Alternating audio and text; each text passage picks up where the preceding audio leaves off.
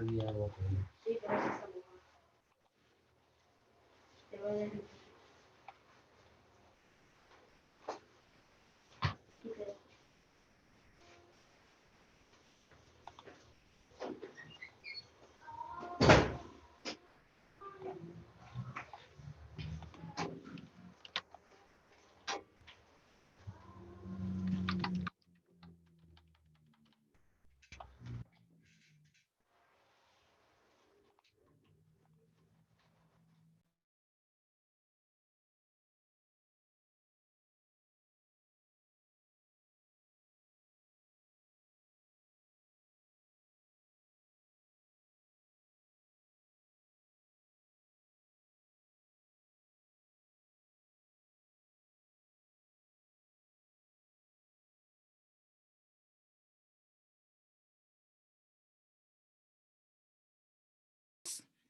Eh, no se conectó la mayoría, pero ya vamos a arrancar en honor a la hora, ¿verdad? ¿Cómo han estado? ¿Cómo me les va? Súper bien, doctora. Gracias por preguntar. Bien, bien, gracias, doctora. ¿Usted qué tal? ¿Cómo ha iniciado la semana? También aquí ya viendo de hacer cada día nuevas cosas y viendo que vamos activándonos en todo ese tema, ¿verdad? De derecho laboral y con un montón de actividades, inspecciones. Hoy sí hemos estado saturados. El tema de las elecciones que viene, como que están complicando el tema del gobierno, no sé, pero el año se inició con muchas inspecciones de trabajo ahorita. Y ahí estamos. Me alegra verlos a todos, ¿verdad? Y sí, en honor a la hora, faltan varios que se conecten, pero vamos a arrancar con el tema que tenemos para el día de ahora. Ok. Solo que tengan alguna excusa, pueden desactivar la cámara, de lo contrario, todos deben de estar activos, ¿verdad? Con la cámara.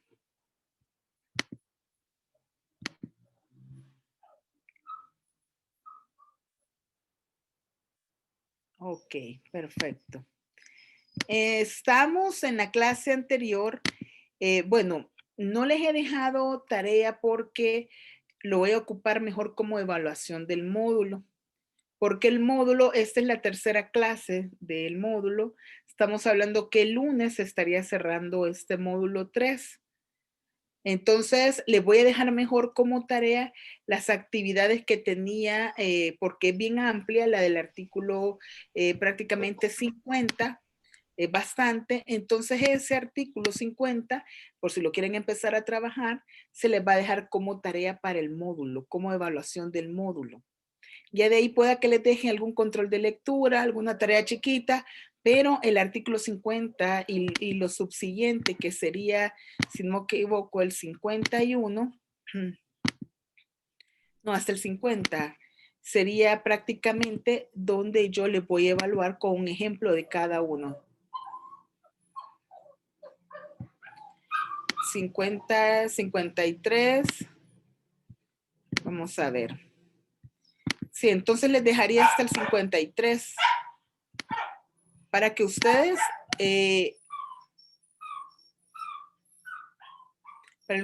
hagan prácticamente la tarea para evaluación del módulo.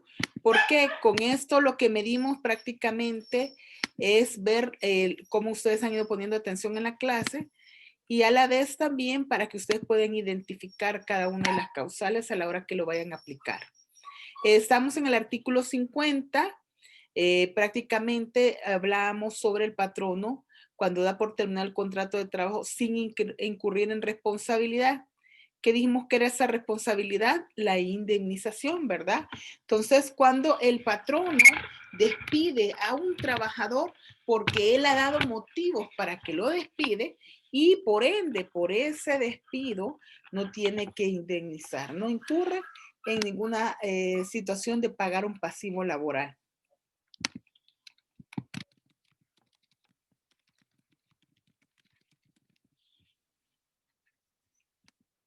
Estamos hablando además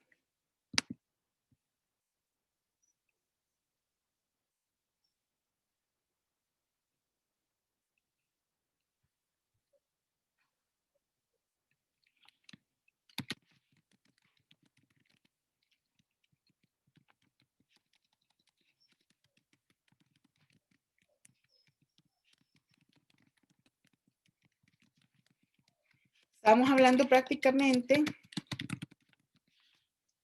que vimos en el artículo 50, cuando hablamos de estas causales,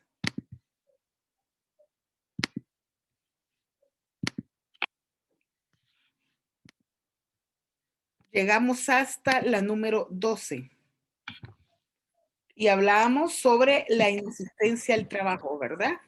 De parte del trabajador. Esa la desarrollamos y íbamos a empezar a ver la número 13.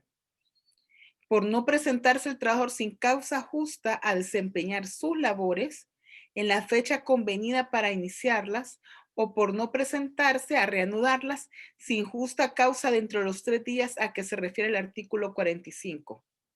¿A qué hace referencia esto? Aquellos casos de suspensión de contratos de trabajo. El artículo 45 habla sobre esos plazos para dar por suspendido el contrato individual de trabajo. Nos viene a decir el 45 que hace referencia a lo que es la suspensión y regula prácticamente diciéndonos que la suspensión del contrato de trabajo finaliza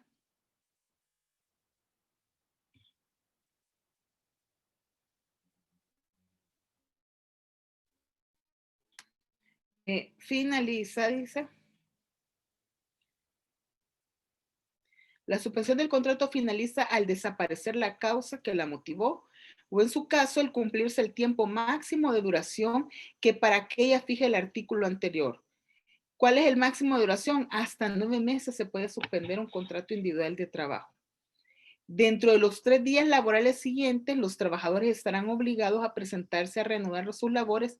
Sin embargo, tratando de las causales tales, y empieza a enumerar, y en su caso la 9ª y la 10ª, siempre de las causales del artículo 37, todas en el 36 y los ordinales segundo y tercero, cuarto, quinto y sexto del 37, esos 3 días serán los siguientes, aquel en que cualquier medio formal el patrón avise a los trabajadores de la expresada reanudación. Dicho aviso deberá darse inmediatamente después de haber desaparecido la causa de la suspensión. El trabajador o trabajadora que habiéndose presentado en tiempo a reanudar sus servicios no lo pudiera hacer por causa imputable al patrono, tendrá el derecho que para ello surge de la obligación segunda determinada en el artículo 29. ¿A qué se hace referencia el artículo 45 y por qué este lo viene a decir? Porque el trabajador, una vez se le suspende el contrato de trabajo y termina una de las causas que motivó la suspensión, por cualquier medio el empleador puede dar por notificado a los trabajadores por un medio formal, puede ser por ejemplo un periódico de mayor circulación donde saque un comunicado en el que le hace ver a los trabajadores que ya la suspensión terminó, finalizó y que pide a los trabajadores que se presenten a laborar a partir del día tal a la hora tal. Si los trabajadores no atienden ese comunicado y no se presentan a reanudar labores, perfectamente el empleador puede dar por terminado, el contrato por la inasistencia de este en no presentarse cuando ya terminó la suspensión del contrato. Dicho en otras palabras, si digamos, por ejemplo, el caso de la pandemia, generó la suspensión de los contratos individuales de trabajo, generó que se suspendieran los contratos en la empresa. Entonces resulta que cuando terminó el tema de la pandemia, allá por agosto 24, si no me equivoco, fue que se reanudaron todas las labores y empezaron todas las empresas a laborar, a funcionar. Entonces la empresa saca un comunicado y le dice a los trabajadores que se deben de presentar a partir del día tal a las tantas horas. Aquellos trabajadores que no llegan, y sin justa causa, o sea, no presentan un motivo, una incapacidad, una constancia de la ausencia, una constancia legal, tiene dentro de los 3 días a que se refiere ese artículo, o sea, una vez sale el comunicado, se les cita que lleguen a partir del día tal y no se presentan los trabajadores, tienen hasta 3 días. De lo contrario, se da por terminado el contrato sin responsabilidad patronal. O sea, ya no se presentó y ante un juicio de lo laboral, ¿cuál serviría de prueba? El comunicado que se sacó primero el comunicado de la suspensión, después el comunicado que se saca en el periódico de mayor circulación, donde se les cita a los trabajadores para que se presenten a laborar. A eso se refiere esta causal.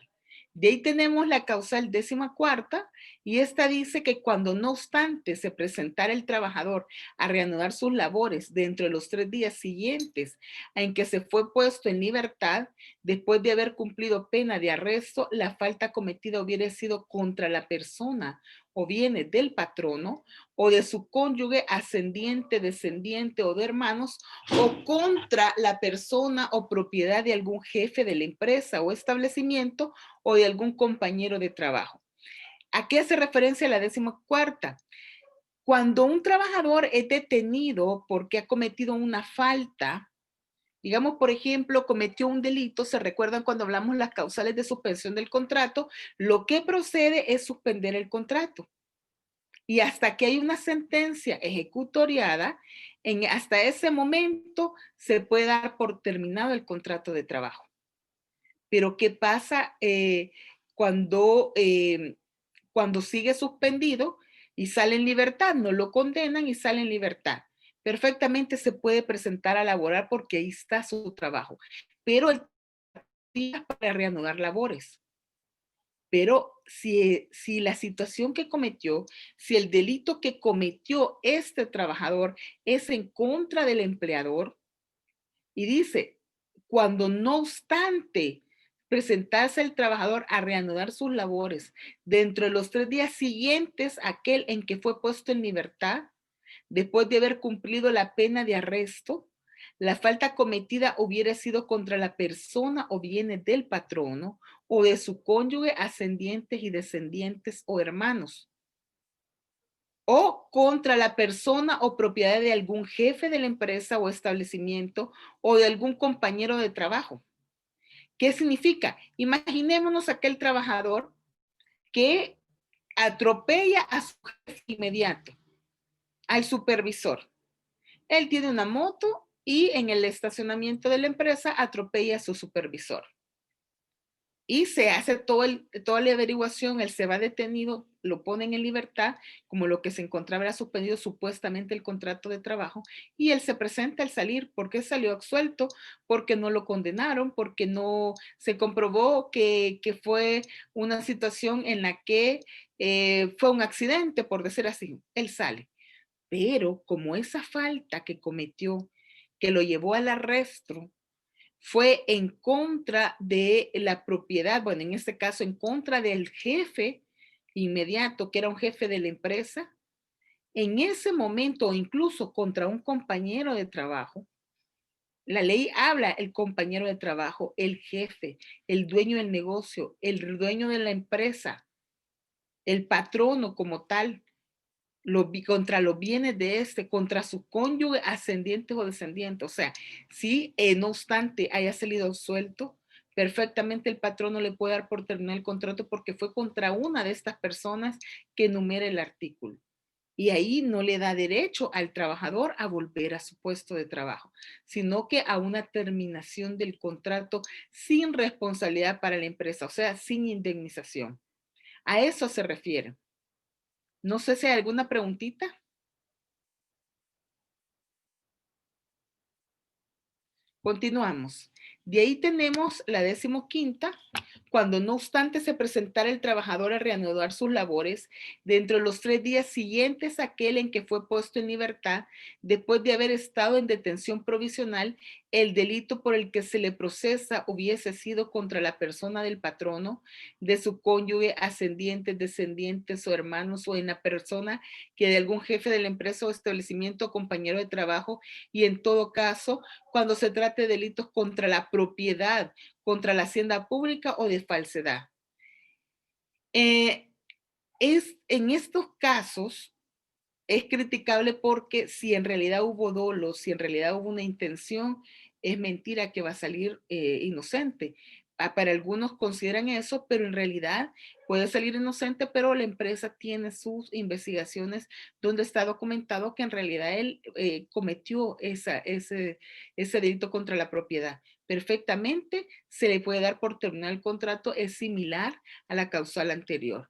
De ahí la 16ª, por desobedecer el trabajador al empleador o a sus representantes en forma manifiesta sin motivo justo y siempre que se trate de asuntos relacionados con el desempeño de sus labores. O sea, la desobediencia que comete el trabajador da motivos a que se le dé por terminado el contrato de trabajo. Y esto va relacionado con el artículo 31, numeral segundo. El artículo 31 establece las obligaciones para los trabajadores. El segundo dice que obedecer las instrucciones que recibe del patrono o de sus representantes en lo relativo al desempeño de sus labores. O sea, el deber de obediencia que tiene el trabajador no lo puede incumplir. Y por desobedecer puede ser sancionado con una terminación del contrato sin responsabilidad para el patrono.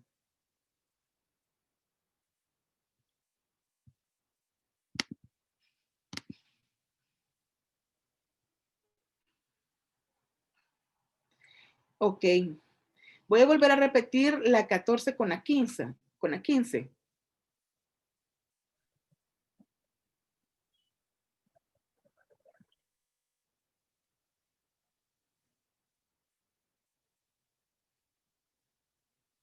Este hace referencia, si usted lo ve, a delitos de la propiedad contra la hacienda pública o falsedad. A eso hace referencia este artículo, ese numeral.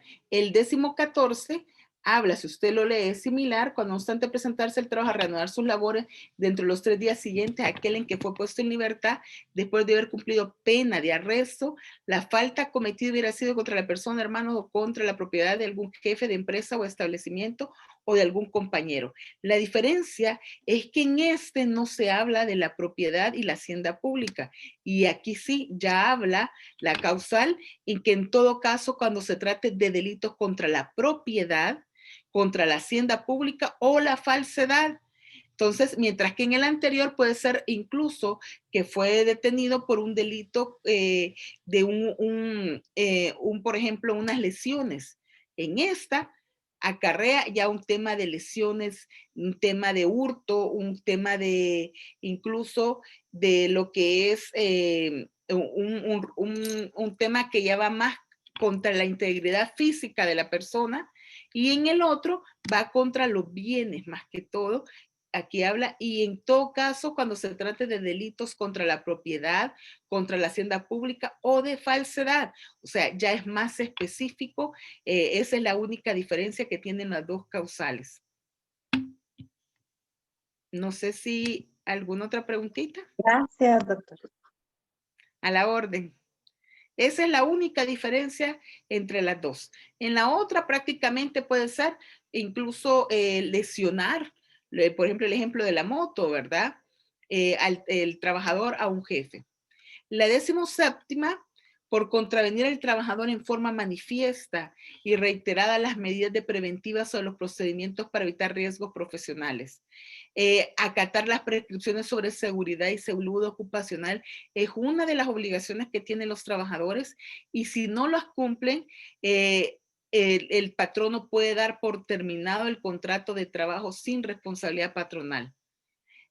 Para el empleador, las consecuencias que pueden ser peores, sin embargo, está la salvedad del artículo 356, segundo del Código de Trabajo, que viene a hablar sobre otras situaciones, pero aquí es clara cuando el trabajador de manera reiterada no usa la prevención en los procedimientos y puede generar incluso hasta un riesgo profesional. Ahí es clara, y por eso es que puede generar la terminación del contrato sin responsabilidad para el empleador. Además, este artículo también está regulando lo que es el 18º,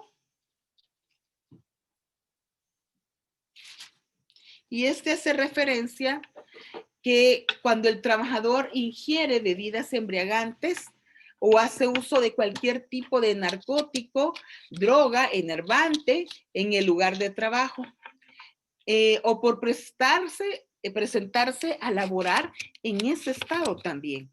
Entonces, para esos casos, el empleador también puede dar por terminado sin indemnizar al trabajador. ¿Qué pasa con esto? ¿Qué pruebas podemos presentar a la hora de un juzgado?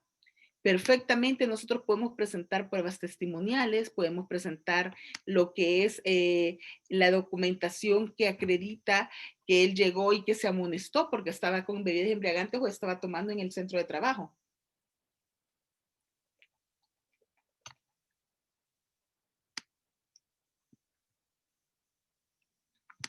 Algunos consideran que a la hora de presentar las pruebas, una prueba pericial sería lo más idóneo, lo más oportuno, pero perfectamente el trabajador puede negarse a hacerse un alcotest o algún examen de drogas, a no ser que casualmente llegase la policía, ¿verdad? Pero la policía no se presta a eso tampoco.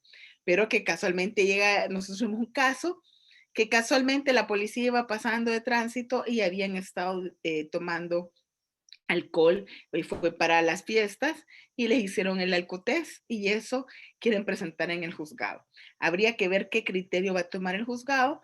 Se va a pedir, se ha pedido la certificación en el que llegaron y que hicieron la prueba toxicológica, pero a mi forma de ver, no creo que lo dé la policía porque fue en una función que no es la adecuada. Diferente, ya sabemos que la policía está en la vía pública y ahí es donde hace el alcotest o algo, pero no puede hacerlo a petición a no ser que sea un riesgo a la seguridad pública. Pero entrar a la propiedad privada, hacer el alcotest, se vuelve una situación difícil para la policía. Pero la prueba idónea en estos casos tendría que ser la prueba testimonial, la acción de personal que se presenta y documentar esa situación. Si tenemos prueba de video, fotografías, habría que ver de qué manera se incorporan también en un proceso. Esmeralda. Gracias, doctora. Con el numeral 17, en lo de acatar las prescripciones sobre seguridad, ¿se podría en estos casos, por ejemplo, que estamos con lo de la pandemia, un empleado que se rehúse a usar la mascarilla? Sí se puede. Gracias. ¿Qué pasa? Si él no usa la mascarilla o las medidas de protección que le está dando la empresa y llega al ministerio, el sancionado va a ser la empresa. Entonces, lo mejor es amonestarlo 1 o 2 veces y de lo contrario, si no hace caso, darle por terminado el contrato de trabajo. Gabriela. Hola doctora, yo tenía una duda en el caso de la prueba del alcotest. Yo sé que hay un artículo del código que ahorita no me recuerdo cuál es, que habla de que se le pueden pasar las pruebas médicas a los empleados y que deben ellos someterse a eso. Si nosotros tenemos la oportunidad de hacerle la prueba en el momento, la persona no debería someterse a ella o no entra dentro de las pruebas que se le puede administrar si lo hace un doctor, por ejemplo. Lo que pasa es de que a la hora de incorporarla en un proceso judicial, Gabriela, es donde podemos tener el inconveniente. Habría, a mi forma de ver, se pudiese hacer, pero hay que sacarle una autorización al trabajador de que él se puede prestar a esa prueba porque es prueba en contra de él mismo. Entonces habría que Sí, ver nosotros, por ejemplo, cuando yo trabajaba en el call center, les hacíamos, cuando ellos firmaban su contrato, ellos firmaban un documento que decía, nosotros teníamos una clínica en el sitio y ahí se hacían, diferentes, se les daba tratamiento de todo y también ahí se les podía hacer la prueba, porque sí, había muchos casos. Créame que en 2 años, 3 años que estuve ahí, quizás vi 14 o 15 casos de personas que llegaban bajo los efectos del alcohol que nosotros pudimos comprobar. Y ellos ya habían firmado su documento donde decían de que ellos podían se les podía solicitar pues en cualquier momento y de forma aleatoria que se tomaran la prueba y que ellos estaban de acuerdo con tomársela en el momento que se les solicitara. Entonces, nunca nadie se quejó porque al final ellos pues obviamente sabían lo que habían hecho y después se les terminaba su contrato. Pero no sé si se hubiera podido presentar si alguien se hubiera quejado. Sí, habría que ver cómo se documenta y cómo se incorpora en un proceso, pero sí, sí se puede hacer. Y esto va al unísono con la prueba testimonial personal que también se pudiese realizar. Zuley. Buenas noches. A mí me surge una duda con respecto al caso de las mascarillas, como comentaba la compañera. ¿Qué pasa?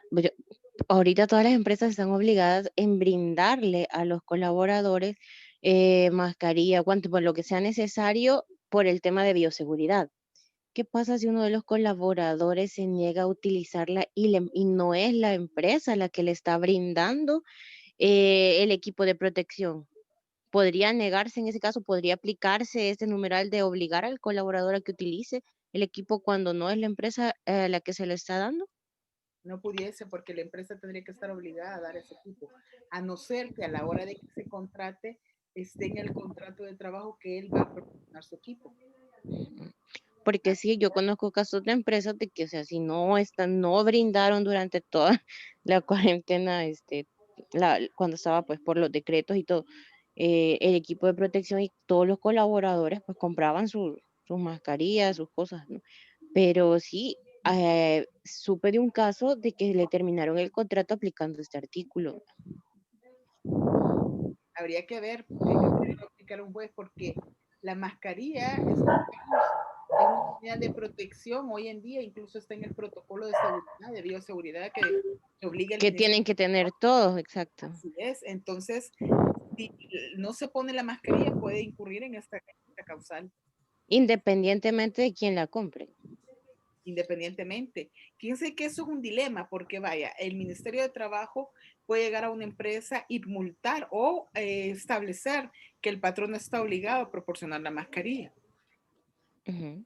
Pero también es bien discutido, porque si nos vamos al protocolo de bioseguridad que se hace a través del Ministerio de Trabajo, ellos han dado unas indicaciones y si no Hay tenemos, un modelo para cada sector. ajá, si no tenemos el protocolo o no le damos cumplimiento a ese protocolo, podemos ser sancionados de acuerdo a la Ley General de Prevención de Riesgos en los centros de trabajo. Pero es bien discutido el tema de la mascarilla, porque también, primero, si una persona, pongámonos a pensar, es bien discutible de que quién va a dar la mascarilla y quién no la va a dar. Igual que los guantes al principio, si ustedes se recuerdan, en los bancos era obligatorio usar guantes. Pero También en los supermercados. sí, pero después con los días se fue viendo que no era tan necesario, que era más necesario el alcohol gel. O sea, va un montón de cosas cambiando, pero en la mascarilla, digamos, una forma, yo perfectamente puedo documentar y decir, pero es que mire, la mascarilla es para uso personal de quien se quiera proteger del COVID, pero si yo quiero proteger a mis empleados, todos tienen que usar mascarilla para que evitar un contagio. Pero imaginemos a alguien que gana el mínimo $300. Hoy las mascarillas están baratas, pero en un momento que estaban a $2.50 cada mascarilla. ¿Cuánto implica de costo para un empleado? Entonces, quien debe de proporcionarles es el empleador. Y hay un principio incluso en materia laboral que en caso de duda siempre se va a aplicar lo más favorable al trabajador. La ley no va a encontrar, ustedes a leer la Ley General de Prevención de Riesgos en los centros de trabajo, no va a encontrar ni el uso de la mascarilla porque depende del riesgo en el que estamos. En este caso es un riesgo de bioseguridad y que se obliga a las empresas y por eso es que han creado el protocolo. Que al Y final, de hecho, bueno, también depende del sector, como le comentaba, también es el tipo de mascarilla que se tiene que utilizar. Y también ahí hacen una diferencia técnica de mascarilla y cubreboca, porque por ejemplo, donde yo estaba laborando, el Ministerio de Trabajo llegó y fue, no, ustedes no pueden utilizar esto porque es cubreboca, no mascarilla, tienen que ser desechables y le piden que uno lleve un registro donde se le entrega semanalmente un número específico de mascarillas por colaborador y tienen que firmar. Pero sí hay casos donde no las han dado y sí los han hecho firmar, solo para para parte, o sea, cuando llega la parte de inspección. Pero o sea, me parece como injusto el hecho de que apliquen este numeral para terminar un contrato cuando no están dando la mascarilla, es un sector que está obligado a. sí, no, de acuerdo al protocolo tendría que ser el empleador el que debe de proporcionar la mascarilla. Y el Ahora, protocolo ya lleva 3 modificaciones, si no me equivoco. sí, es. Y ahora bien, pasa algo también. Fíjense que estaba leyendo el otro día un documental que decía de que cuál es la mascarilla adecuada para usarla contra el COVID. el que no pasa partículas y empezaron a hacer todo, pero incluso hay mascarillas que pueden ser de tela y que no pasan partículas. Ahí depende la elaboración de esta. Nosotros tenemos un cliente que ellos mismos elaboran mascarillas, con toda la pandemia del año pasado empezaron a elaborar mascarillas y de esas mascarillas que fueron donadas incluso al mismo gobierno, de esas mascarillas les daban a sus empleados. Y hace poco llegó, bueno, en el año pasado primero llegó una inspección y dijo que no podían usar esas mascarillas, pero esas se les donaron al gobierno y las usaban médicos. O sea, entonces, y si ustedes van viendo, ahora en el mismo gobierno usan mascarillas de tela que llevan una protección. Entonces, no hay nada comprobado sobre cuál es la mascarilla adecuada. En seguridad, la KN95, porque las partículas son más mínimas, dicen que es la más recomendada. Pero hoy en día hay mucha gente que usa mascarilla de tela que se supone que tiene la protección y que es lavable y que no sé qué. O sea, en sí como tal, todavía hay muchas cosas que están investigándose en torno al virus. Y En ese caso, ¿no podría entonces el ministerio establecer qué tipo de mascarilla se puede utilizar y multar por eso? tendría que tener un buen peritaje. Fíjense que el ministerio incluso a la hora de estar exigiendo ciertas cosas al principio la exigía sin tener un estudio adecuado, porque es lo que se está dando en el entorno y que también lo que es, ¿cómo se llama? De las Naciones Unidas, lo que es de salud, se me ha ido el La nombre, OMS. la OMS dictaba y daba algunas directrices. Incluso todavía hay cosas que van cambiando, si ustedes se fijan. Entonces, es algo novedoso, pero sí se tendría que ver la carga económica para el patrono, no para el trabajador. Gracias. La orden. ¿Alguien más?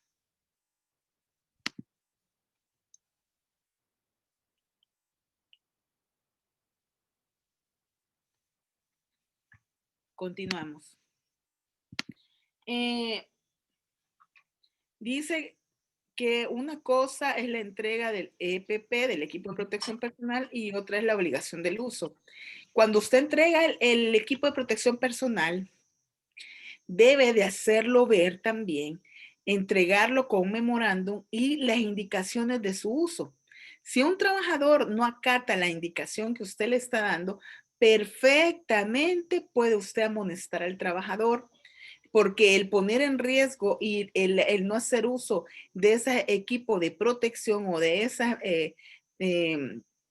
esa protección que se le da puede acarrear una multa para la empresa, y cuando usted sanciona al trabajador, esa multa puede ser exonerado porque quien corrió el riesgo o quien puso en riesgo a su compañero fue el mismo trabajador. Entonces así lo dice la Ley General de Prevención de Riesgos.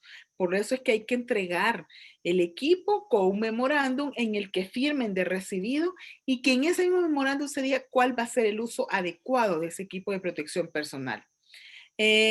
Después dice, en reiteradas ocasiones llega una persona en estado de ebriedad y la persona se escudaba que el Ministerio de Trabajo lo había catalogado como enfermedad alcohólica y por esa razón no puede ser terminado su contrato laboral.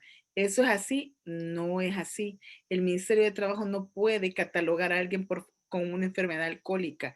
Fíjense que de acuerdo a ciertos estudios internacionales, sí se está viendo y analizando que el alcoholismo ya es una enfermedad. El alcoholismo se vuelve una enfermedad, pero no hay ninguna medida de protección para los enfermos que son por alcoholismo. O sea, perfectamente se puede dar por terminado el contrato porque llega en estado de ebriedad. Y lo que hay que hacer, hay que documentarlo.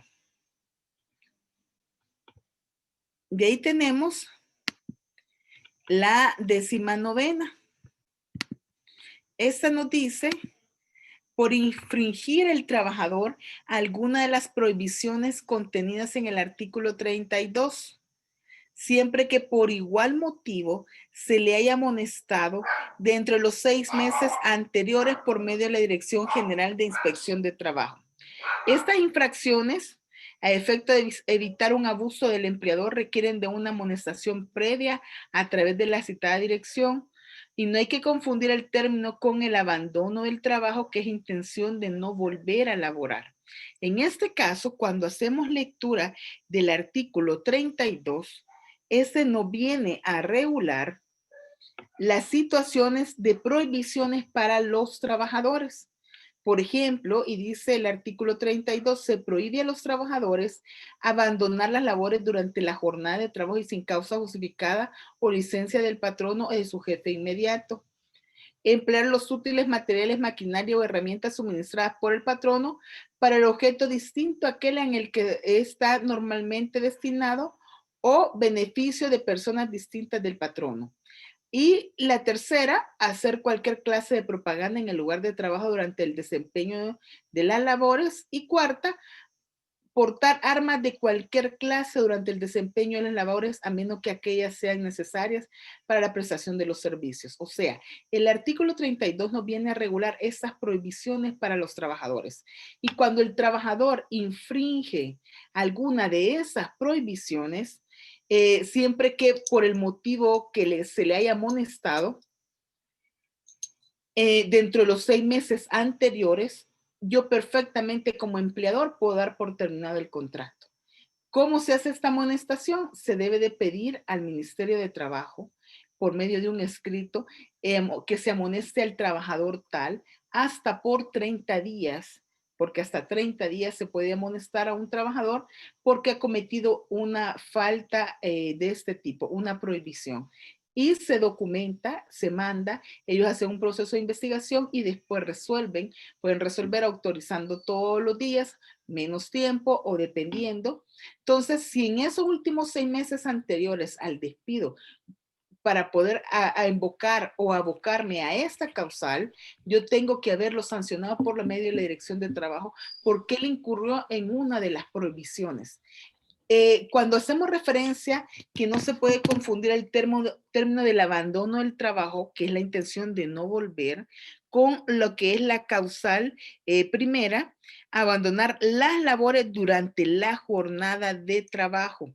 O sea, yo me voy, llegué a marcar a las 8 de la mañana y de ahí salí de la empresa sin una justificación. Y después regresé a las 4 de la tarde. O sea, esa falta es a lo que se refiere esas prohibiciones del artículo 32. De ahí la 20ª, por incumplir o violar el trabajador gravemente cualquiera de las obligaciones o prohibiciones emanadas de alguna de las fuentes a que se refiere el artículo 24. En esta causal, cuando hablamos de algunas de las fuentes del artículo 24, el artículo 24 habla sobre todas las fuentes de derecho del trabajo, el contrato de trabajo, el reglamento interno, el contrato colectivo de trabajo, y empieza a enumerarlas.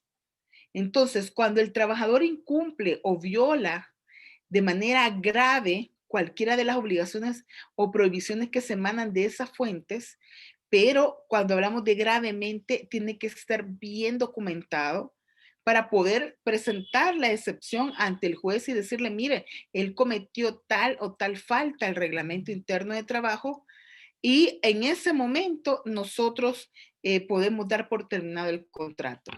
Como todo en materia laboral se debe de documentar. Si nosotros no documentamos debidamente, lo que corremos es el riesgo de que prácticamente corremos el riesgo de que a la hora de una contingencia o de un proceso laboral no podemos salir bien o victoriosos en un proceso. Dice, el artículo 8 de la ley GPR, de la Ley General de Prevención de Riesgos en el Centro de Trabajo, establece en el numeral 10 que se debe de implementar una política sobre el abuso de consumo del alcohol y drogas. Está orientado a la rehabilitación. Sí, pero eso no significa que usted va a permitir que llegue una persona alcohólica, Pedro. O sea, son dos cosas diferentes. Hay una prohibición sobre llegar en estado de ebriedad o ingerir en la empresa esas bebidas o cualquier tipo de droga. Eso es una, a diferencia de lo que dice la ley. En la ley usted debe implementar esas políticas para el uso del consumo y cómo no vayan a afectar al trabajador, pero no significa que usted va a permitir a personas alcohólicas en la empresa. Son dos cosas diferentes, ¿verdad? Fíjense que hay países como Canadá que lo que viene a regular o viene a establecer prácticamente es que hay centros donde las personas pueden llegar a consumir las drogas para efecto de irse rehabilitando. Pero sabemos que es totalmente diferente la cultura a comparación de nuestro país, ¿verdad? Si nosotros tuviésemos un centro de rehabilitación, lo primero que vamos a tener es un montón de personas que estén queriéndose rehabilitar para poder ingerir de manera gratuita la droga, ¿verdad? O culturas totalmente diferentes. Gabriela. Yo tengo una duda, doctora. Usted mencionaba que en los casos laborales, pues que es súper importante documentarlo todo. Quizás usted me puede apoyar un poco en decirme a qué nos referimos con documentar. Le cuento, nosotros tenemos, perdón, que está aquí mi hija conmigo y ella quiere participar también. Nosotros teníamos un empleado que tenía 21 años de trabajar con nosotros. A lo largo de esos 21 años de trabajar con nosotros, a él, pues quizás tomó mucha confianza con su jefe o con lo que hacía, y en algún momento él se empezó a ir a veces hasta 3 o 4 horas antes del final de su turno. Cuando nosotros impusimos el tema de la marcación biométrica, porque nosotros recibimos fondos del gobierno y el gobierno nos empezó a auditar, obviamente, pues ellos querían que nosotros impusiéramos alguna forma que fuera un poco más estricta que solo la firma para la marcación de los empleados. Cuando pusimos la marcación biométrica y ya lo pudimos empezar a documentar, yo le empecé a mandar primero una carta solicitando que por favor marcara la hora, que por favor terminara su jornada laboral. Pues después del primer mes que él no lo hizo, donde le notifiqué 2 veces, el 15 y luego el 30, el siguiente 15 le empecé a descontar, era 1 hora diaria. Cuando yo le notificó dejaron de ser 4 y empezó a ser 1 hora diaria. Le empecé a quitar todas las horas que se iba, más el séptimo, todas las semanas, en todos sus pagos. Entonces, al momento de llegar en todos los pagos, pues entonces terminé después de 8 meses o 9 meses por terminarle su contrato por el incumplimiento. Él incumplía el reglamento interno donde estaban los horarios, él incumplía su contrato donde también estaban los horarios. Pero además de eso, todos los meses yo le daba una amonestación escrita. Todos los meses, hasta una suspensión le dimos.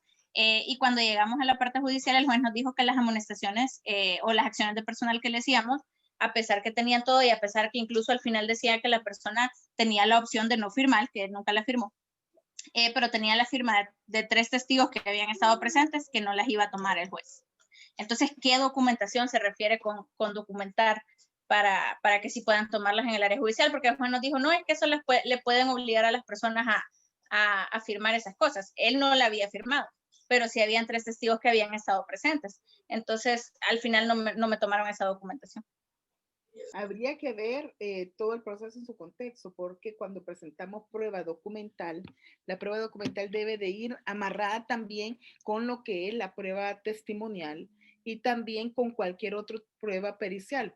Por ahí hacían la pregunta si un video puede ser prueba. Fíjense que nosotros tenemos jueces con mentalidad totalmente cerrada, que a veces se niegan a tomar ciertas pruebas, porque hoy con la tecnología y con todas estas situaciones, perfectamente, bueno, ahora con el teletrabajo, ¿cómo vamos a documentar un teletrabajo o cómo vamos a documentar ciertas cosas? Por ejemplo, el abandono, ¿cómo se va a documentar? Prácticamente con determinar de que ya no usó una aplicación el colaborador. Desde ahí se puede ir documentando. Entonces, habría que ver el caso, Gabriela, en sí, en su contexto, por qué el juez dictaminó eso, porque si solo la prueba era la prueba documental, siempre tiene que ir amarrada con una prueba testimonial y con otras pruebas el proceso, ¿verdad? No, en ese caso, doctora, presentamos, bueno, el reglamento avalado por el Ministerio de Trabajo, el contrato, 4 testigos, que ninguno de ellos era jefatura, todos eran compañeros de trabajo de él, algunos de su misma área, otros de áreas diferentes. Además de eso, de todos los documentos donde yo se le había hecho llegar las acciones de personal que él no la firmaba. Y además de eso, presentamos también una carta que él envió a la Junta Directiva solicitando el permiso para irse 1 hora antes sin que se le descontara nada. O sea, básicamente tener 1 hora menos de trabajo que sus compañeros, y la carta donde la Junta Directiva le respondía que desafortunadamente no era posible realizar eso y que él presentó de recibido. Entonces me agarraron todo menos las acciones de personal y me pareció bien curioso que no me las tomaron. Sí, habría que ver todo el contexto del juicio, ¿verdad? Porque sí, también tenemos de criterios a criterios en los tribunales. De ahí tenemos una pregunta, dice, pero si el jefe inmediato no realiza ningún tipo de amonestación, puede ser el jefe sancionado por no hacer ningún proceso sancionatorio. Así es, sería por la jerarquía, en vista que el jefe omitió por un tema de omisión que realizó en ese proceso, perfectamente se le puede amonestar también. De ahí dice, en el teletrabajo la prueba exige, le pueden exigir al trabajador que tenga la cámara activa. Claro que sí, porque usted está dependiendo del servicio que presta, o por ejemplo una reunión de trabajo en la que todos tienen que tener activada su cámara. Sí, se le puede exigir. Continuamos entonces. De ahí tenemos ya las causales de determinación con responsabilidad para el empleador. O sea que ya nace esa obligación de prácticamente de pagar una indemnización. El trabajador tendrá derecho a dar por terminado el contrato de trabajo con responsabilidad para el patrono por las siguientes causas, o sea, con derecho a que me indemnicen. Cuando sin mediar justa causa, el patrono reduzca el salario al trabajador o realice cualquier acto que produzca ese mismo efecto o lo traslade a un puesto de menor categoría o le destine el desempeño de un trabajo de naturaleza distinta a la del convenido en el contrato. Estas causas dejarán de tener efecto después de 30 días de ocurrida la reducción, el traslado o destinación de dicho. O sea, cuando a mí me reducen mi salario, eso es un despido indirecto. Pero si yo no me quejé de esa reducción del salario, yo no puedo alegar esta causal determinación de contrato después de 30 días de que se ocurre la reducción o el traslado o el que me destinen a un cargo de distinta categoría al convenido. Entonces, eso es lo que llamamos comúnmente como despido indirecto. El que me reduzcan el salario o el que me destinen a realizar un acto que produzca ese mismo efecto o que me trasladen a un puesto de menor categoría o que me destinen a desempeñar labores de naturalezas distintas a la que yo había pactado o convenido en mi contrato de trabajo. Ojo, debe de haber un contrato de trabajo en el que me ponen la naturaleza de mi cargo.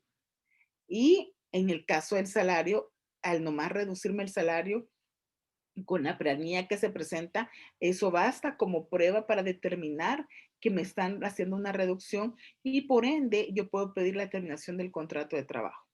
Es de hacer ver que cuando estamos hablando de la reducción de la jornada laboral, es totalmente distinta a la reducción del salario. Cuando reducimos la jornada por caso fortuito o fuerza mayor, perfectamente se puede reducir a la mitad, pero los primeros 3 días se debe pagar la reducción. En ese caso, como una causal, ¿verdad? Por causa fortuito o fuerza mayor, se paga el 50% del salario de los primeros 3 días. Después del cuarto día, ya solo se paga por el tiempo laborado. En esos casos, si yo lo hago bien, estoy dentro de lo legal. Pero estamos hablando de reducción de jornada y por ende, yo ya después del cuarto día, yo ya no pago lo que pagaba, sino que solo las horas laboradas. En este caso, estamos hablando que yo gano $300 y de repente me reducen a 200. Perfectamente yo puedo decirle al juez, señor juez, vengo a presentar mi demanda en vista de que el patrono me redujo el salario y eso se vuelve un despido indirecto. ¿Qué pruebas puedo presentar? La planilla de pago o el depósito en la cuenta bancaria de que me depositaron menos. A eso hace referencia el ordinal primero del artículo 53. También el trabajador tiene derecho a dar por terminado el contrato de trabajo con responsabilidad para el empleador por el hecho de que además el traslado sea trasladado a un puesto de menor categoría. Bueno, ese es del anterior. Cuando hablamos de trasladar al puesto de menor categoría, lo que pretende proteger es la dignidad profesional del trabajador. De ahí tenemos la segunda, cuando el trabajador engaña al empleador al tiempo de celebrarse el contrato. Aquí el patrono eh, el patrono viene y engaña al trabajador a la hora de celebrarse el contrato acerca de las condiciones en que se deberían realizar las labores. Esta causa también dejará de tener efecto, perdón, 30 días después laborados por el trabajador en empresa o establecimiento. Al igual que el anterior, tiene 30 días, pero aquí el patrono engaña al trabajador. Y al engañarlo, estamos haciendo referencia de que le dice, te voy a contratar para un cargo tal, pero al final lo contrata con otro cargo o con otro salario. A eso hace referencia. De ahí la tercera, porque el patrono cometa en el lugar de trabajo en contra del trabajador o del grupo de trabajadores en que éste labore y del cual forme parte o en contra de todos el personal de la empresa, actos que lesionen gravemente su dignidad, sentimientos o principios morales. Prácticamente estamos hablando de la parte espiritual de los trabajadores. Cuando hablamos de moral, aquí hay varios conceptos que hay que retomar, que hay que mencionar, el qué es la moral, qué son esos sentimientos y qué es la dignidad. Cuando hablamos de moral, es ese conjunto de normas de conducta que la convivencia humana fija entre los hombres en relación con Dios, la sociedad, consigo mismo. Se lesiona cuando se le vulnera la forma de conducta, honestidad, reputación, prestigio, imagen, entre otras. De ahí la parte sentimental, capacidad de emoción del espíritu, que al ofenderlo se crea algo distinto, se lesiona cuando se ridiculiza o incomoda por algún efecto físico, raza o creencia, o se le trata de manera despectiva. La dignidad, relativo a ser digno, merecer el respeto de los demás, con quien convive, se afecta cuando se desprecia al trabajador o se le ofende sin merecerlo. Esta causal es bien subjetiva de probar, porque a la hora de hablar de que se lesione gravemente su dignidad, sentimientos o principios morales, la forma de documentarlo se vuelve difícil para el trabajador. De ahí la cuarta, por los malos tratamientos de obra o de palabra por parte del patrono o de jefe de la empresa o establecimiento en contra del trabajador o en contra de su cónyuge, ascendiente, descendientes o hermanos, siempre que el patrono o jefes conocieran el vínculo familiar. O sea, en ese caso, cuando hablamos de malos tratamientos de hora o de palabra, eso se vuelve también una situación que denigra al trabajador. Al denigrar al trabajador por esos malos tratamientos de hora o de palabra, él también puede pedir la terminación del contrato. Y volvemos a lo mismo, se vuelve bien difícil de probar porque a veces se vuelve subjetivo de probar en los malos tratos. Además, por perjuicios que el patrono cause por malicia, ya sea directamente o por medio de otra persona, o por negligencia grave de su parte en las herramientas, implementos de trabajo o cualquier otra causa, que tal que sea de propiedad del trabajador o que siendo de tercera persona estén bajo su responsabilidad. Si los perjuicios fueron causados por negligencia leve o levísima, no podrá el trabajador demandar la terminación cuando el patrono se avenga a resarcirlos. En este caso también, la clave es documentar por parte del trabajador. Pero normalmente, cuando hablamos de perjuicios en las herramientas o los implementos de trabajo, estamos hablando que ese perjuicio, digamos, por ejemplo, tenemos un vehículo para elaborar que nosotros lo ocupamos como una herramienta porque somos vendedores ruteros y que el patrono viene y de manera maliciosa nos lo daña.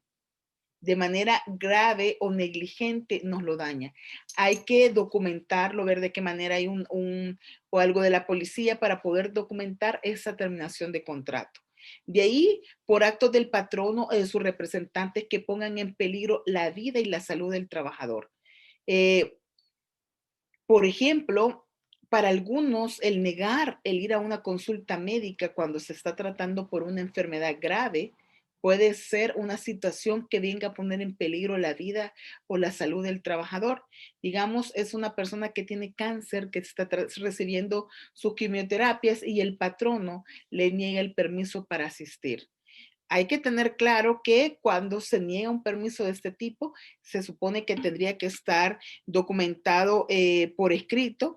Y si no está documentado por escrito, ¿de qué manera nosotros vamos a presentar una prueba de ese tipo para la terminación del contrato? Es de hacer ver también que cuando hablamos de este tipo de causales está también la séptima. Esmeralda. Perdón, doctora, he andado bien preguntona este día. Está bien, estamos a la orden. En el caso cuando reducen en la primera del artículo 53, que decía que era como un despido indirecto, se puede aplicar también de un caso que actualmente se está dando en una empresa súper grande, internacional. Entonces, lo que están haciendo es que, por ejemplo, vaya, uno puede tener su cubículo antes, ¿verdad? Y después, hoy todos están unos a la par de otros. Y hoy después, 6 meses después le dicen, no, nadie va a tener cubículo, usted se va a sentar donde sea, pero usted tiene que andar cargando todas sus cosas. O sea que ni siquiera tienen como un puesto definitivo donde sentarse. Entonces, yo considero que eso es una desmejora para el empleado, que después de tener su propia oficina, lo vayan como degradando de esa manera. Esa sería una. Y segundo, con el de la parte espiritual de los trabajadores, también no sé si, por ejemplo, hay personas que pasan escuchando sus cosas religiosas, de cualquier religión que sean, pero le escuchan a un volumen demasiado alto, ¿me entienden? No todos comparten, pues, esa pasión por ese tipo de música o por el tipo de música que sea realmente. El punto es que se sienta afectado porque no lo dejen escuchar pues su música como para distraerse o cosas así. Y la última, perdón, de negar el permiso. Eso sí me pasó a mí cuando yo estaba embarazada y trabajaba en el banco. Mi jefe directa me negó el permiso a mi última cita de control, que era ya para decirme si nacía ya o si nacía en 2 días o el siguiente día. Entonces, yo considero que esa cita era como bien importante. Y ni siquiera era en mi horario laboral, sino que era fuera de mi horario laboral. O sea, la cita era a las 5:30, pero como para las escrituraciones, digamos que siempre hay temas en algunas escrituras que son importantes y se tienen que sacar, sea como sea, en cierres de mes. Entonces, ella no quería que yo me fuera y me dijo que no, que la reprogramara esa cita. O sea, yo no la perdí porque hablé con el jefe superior a ella y obviamente se hizo más grande el problema, pero al final terminé yendo a mi cita.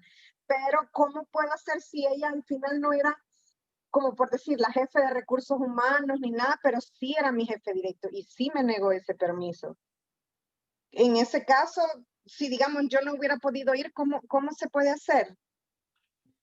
Ahí lo que pasa es de que si, digamos, usted no hubiera podido ir y se lo negó, perfectamente, digamos, por ejemplo, normalmente una empresa no se lo va a dar por escrito el que le va a negar un permiso de ese tipo. Para empezar, es tu palabra contra la de ella. Pero a la hora de una terminación de contrato de este tipo, hay que recordar que como la causal da motivo para la terminación del contrato con responsabilidad. Si usted ve el artículo cuando inicia y se menciona, hace referencia prácticamente a lo que dice: el trabajador tendrá derecho a dar por terminado el contrato de trabajo con responsabilidad para el patrón. Como le da un derecho al trabajador, perfectamente se puede ir a presentar la demanda y la carga probatoria alegar que está dentro de ese momento y pedir las presunciones a su favor y la carga probatoria la lleve la empresa. Como no hay nada Ok. por escrito, ¿qué puedo presentar? Mire, yo no pude asistir a la consulta porque me hicieron trabajar hasta tal hora y aquí está la marcación. O ellos deberían de presentar, mire, pero se vuelve bien subjetivo de probar, porque la carga o sea, la prueba como tal, o sea, ninguna empresa le va a decir por escrito, mire, no puede asistir a su consulta, nadie. Más cuando es un tema de embarazo, un tema de un cáncer, algo delicado, que pone en grave peligro la salud del trabajador, ¿verdad? De ahí el tema del espacio físico, cuando no se le asigna un cubículo, no se le asigna algo, habría que ver en qué contexto se deja de hacer esa asignación, ¿verdad? ¿Por qué? Porque sí tendría que darle un cubículo o un espacio o una mesa en común para que puedan hacer algunas actividades de la empresa. Por ejemplo, los vendedores que siempre andan en la calle, normalmente se les asigna una mesa donde puedan hacer reportes o ciertos trabajos. Se tendría que asignar un espacio, ¿verdad? Zule, Gracias, doctora. a la orden. Me surge una duda con respecto a la causal sobre el maltrato. Porque, ¿qué pasa? Bueno, yo tuve una experiencia el año pasado donde entré a trabajar a un despacho bastante importante y me voy a reservar el nombre. No pude completar ni el mes porque estaba trabajando en el área de escrituración bancaria y es un área muy pesada. Escriturábamos para 2 bancos en 3 departamentos, en 2 bancos muy grandes. Solo éramos 2 personas en el área de escrituración bancaria y claro, trabajábamos con el protocolo del encargado de la firma. El detalle es de que mi compañera, por ejemplo, un día se equivocó. Ella era todavía estudiante de leyes y se equivocó en una de las cláusulas del contrato y no revisaron el contrato, no revisaron la escritura y se lo llevaron a firma ya con el cliente.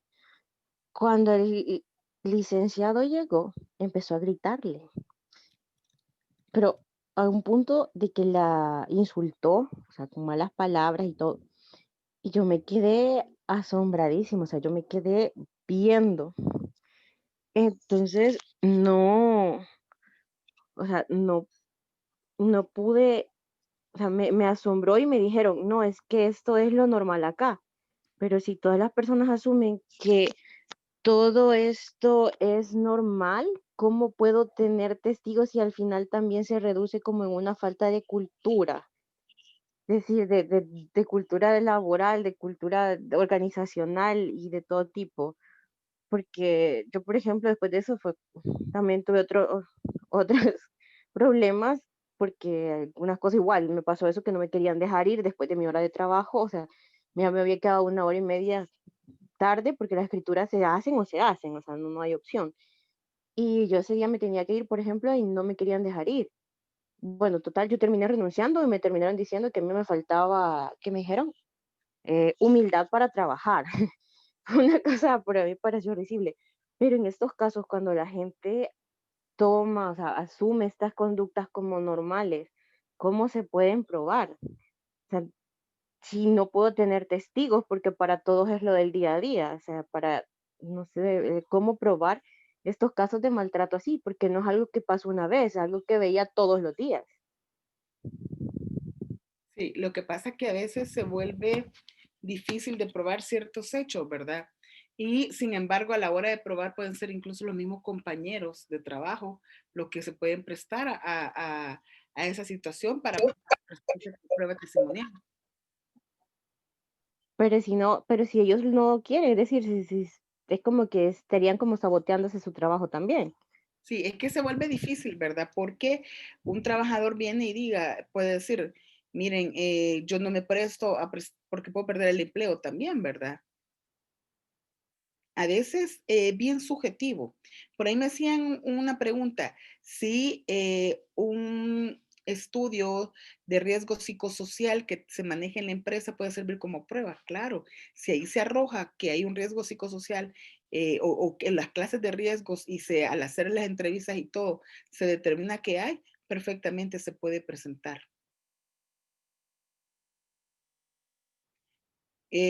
Continuamos. vamos, dígase por grave peligro para la vida o la salud del trabajador debido a la falta de condiciones higiénicas en el lugar de trabajo o la vivienda proporcionada por el patrono conforme al contrato de trabajo y en general por incumplimiento del patrono de las medidas de preventivas o profilácticas prescritas por la ley o por las disposiciones administrativas de autoridad competente. O sea, yo puedo dar por terminado el contrato porque en la empresa que yo trabajo manejamos sustancias químicas y no me dan una mascarilla adecuada para esas sustancias. Me ponen en riesgo mi salud. Entonces, perfectamente, el estar absorbiendo esos químicos puede causar un daño a mis pulmones. Entonces, ponen en mi vida y mi salud en grave peligro. Perfectamente, yo lo documento, pido una inspección y pido la terminación del contrato por esa causal. También en los casos ordinales segundo, tercero y cuarto del artículo 37, si no se reanuda el patrón el cumplimiento del contrato dentro del término que el juez de trabajo le señala al declarar improcedente la suspensión. Eso estamos hablando que son las causas de suspensión en los que amerita irse al tribunal y si el patrono, si el juez de trabajo declara improcedente ese tipo de suspensiones perfectamente y si el patrono no reanuda labores o no continúa laborando, puede pedir la terminación del contrato. Perdón. Además, por incumplir o violar el patrono gravemente cualquiera de las obligaciones o prohibiciones emanadas de alguna de las fuentes que se refiere al artículo 24, similar a la que estaba en el artículo anterior, pero aquí aplicable al patrono. ¿Qué consideramos gravemente? ¿Verdad? Es la crítica que se hace, porque dependiendo de la falta que se pueda considerar, así lo vamos a considerar grave, o dependiendo también incluso la fuente que se cite. En todas estas causales, el trabajador le nace derecho a la indemnización como que si hubiese sido despedido, como lo establece el artículo 58 y el 59, dependiendo del caso. O sea, le nace el derecho a ser indemnizado. La terminación del contrato de trabajo se produce hasta que el juez así lo declare en sentencia, mientras debe seguir laborando el trabajador. O sea, yo pido la causal, invoco la causal, presento las pruebas y yo continúo laborando para la empresa, pero hasta que hay una sentencia, a mí me dan por terminado mi contrato con responsabilidad para el patrono, en la cual me toca que me indemnice el patrono. Es bien difícil porque quien va a estar trabajando, va a continuar trabajando después de que demande. Le van a hacer la vida de cuadritos también al trabajador, pero así proceden este tipo de causales. Se puede dar también el plantear la acción de terminación del contrato conforme al 53 con indemnización del artículo 58 y 59 o plantear la acción de indemnización por despido conforme al 56 por ser hechos depresivos o vejatorios, siendo aplicable el 58 y el 59. O sea, lo que volvemos a lo mismo. Se puede hacer y le nace al trabajador el derecho prácticamente a su indemnización. Vamos a ver rápidamente el 54, porque del 54 les voy a dejar a ustedes ya una tarea, que es hacer un resumen, un control de lectura sobre la ley reguladora de la prestación económica por renuncia voluntaria. Esa sí va a ser para el jueves, ahorita mismo la voy a subir, porque va amarrado a lo que vamos a desarrollar ahorita. Estamos hablando, permítanme.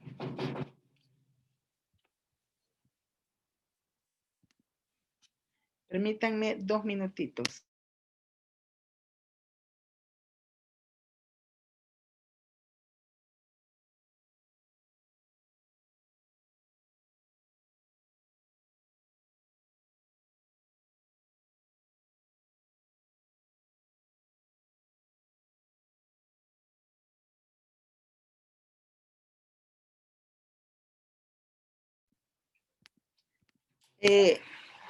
Cuando hablamos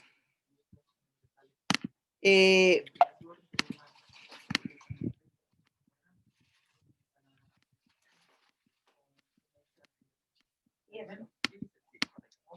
la terminación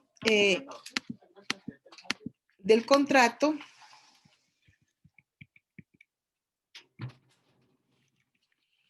por mutuo consentimiento o por renuncia, habla el 54 y nos dice, el contrato de trabajo termina por mutuo consentimiento de las partes o por renuncia del trabajador, siempre que conste por escrito. O sea, ese mutuo acuerdo se debe de relacionar y debe de estar documentado y con la firma del representante patronal o del, bueno, en este caso del dueño del negocio y del trabajador. La renuncia produce sus efectos sin la necesidad de aceptación del patrono. O sea, aunque yo no quiera que necesite ese trabajador, si el trabajador renuncia, automáticamente debo de aceptarla. O aunque yo no quiera, está presentada y no necesita mi aceptación. Si la terminación del contrato fuera por mutuo consentimiento, no habrá responsabilidad para las partes. Los artículos que se relacionan son el 402, el 38 número al 10 y el 252. ¿Por qué? Porque habla, el 402, van relacionados todos esos artículos porque habla de cuando estamos hablando en presencia de la terminación del contrato y el modo correcto que al final se presenta como una prueba. El contrato sin pago de indemnización, en estos causales, la 12 sin pago de indemnización, es importante hacer ver que si el trabajador renuncia de manera directa, o sea, sin aplicar, sin apegarse a la ley reguladora de la prestación económica por renuncia voluntaria, este no tendría derecho a la compensación como tal. El 402 nos viene a referir al documento privado y se hace alusión específicamente a la terminación por mutuo consentimiento o renuncia o indemnización por despido sin causa legal. En ese sentido, dicho artículo exige cualquiera de estas situaciones: A, que conste en documento privado autenticado de acuerdo a la ley del notariado, o B, que haga sea en hojas que se extiende a través de la Dirección General de Inspección de Trabajo o los jueces de primera instancia con competencia en materia laboral, en lo que se haga constar la fecha de expedición y siempre que sea utilizada el mismo día o dentro de los días siguientes a la terminación del contrato. ¿Qué significa eso? Es la prueba válida para dar por terminado el contrato, la forma como lo documentamos. O sea, puede ser documentada en documento privado autenticado por notario o en las hojas de terminación de contrato que extiende el Ministerio de Trabajo para que éste tenga valor probatorio si en un dado caso se va a un juicio de lo laboral el trabajador. Modalidades del despido: despido de derecho, despido de hecho y en forma directa, escrita o verbal. Cuando hablamos el despido de derecho, es el precedido de un juicio de trabajo, el cual es promovido por el empleador solicitando la terminación del contrato individual de trabajo sin responsabilidad para él. Por ejemplo, el caso de un directivo sindical, que el previo yo presento un juicio al juez para que pueda autorizarme a dar por terminado el contrato. De ahí tenemos el despido de hecho, que es el más frecuente en nuestro medio. Se motiva por un capricho del empleador o sus representantes patronales y no es producto de causal justificada, y esto puede ser en forma directa, en forma escrita o en forma verbal. Forma indirecta, cuando no se le permite el ingreso al centro de trabajo dentro del horario correspondiente, que es lo que hablamos anteriormente cuando hablamos de los ejemplos. Al trabajador perfectamente yo le digo al seguridad que no lo deje entrar. Además, en los casos de despido de mujeres en estado de embarazo y durante el periodo postnatal, no se puede despedir. No hay una protección a favor de la mujer embarazada.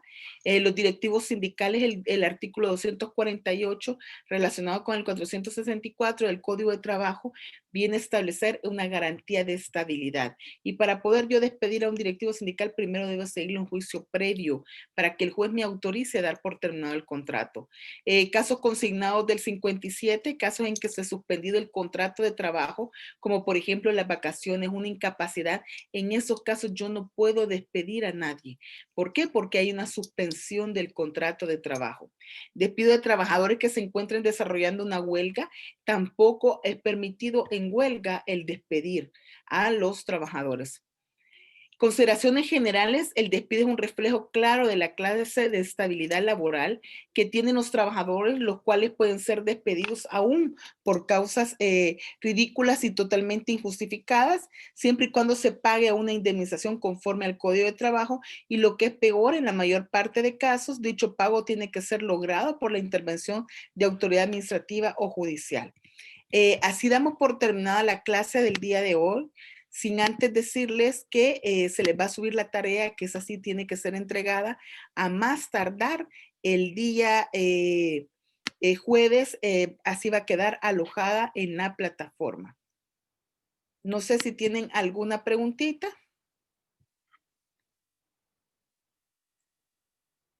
Ok. Damos por terminada la clase sin antes desearles una bendecida noche, un buen descanso, que todos estén bien sin ninguna situación inconveniente, que también sus familias estén muy bien. Y nos vemos el día jueves a la misma hora y por ese mismo medio, ¿verdad? Un agradecimiento, ¿verdad? Estar pendiente todos de la clase y continuamos el jueves. Bendiciones. Pendientes de la plataforma, que en este momento se les va a alojar el trabajo que van a realizar para el jueves. Gracias, Buenas noches, doctora. Buenas noches. Buenas noches. Buenas noches.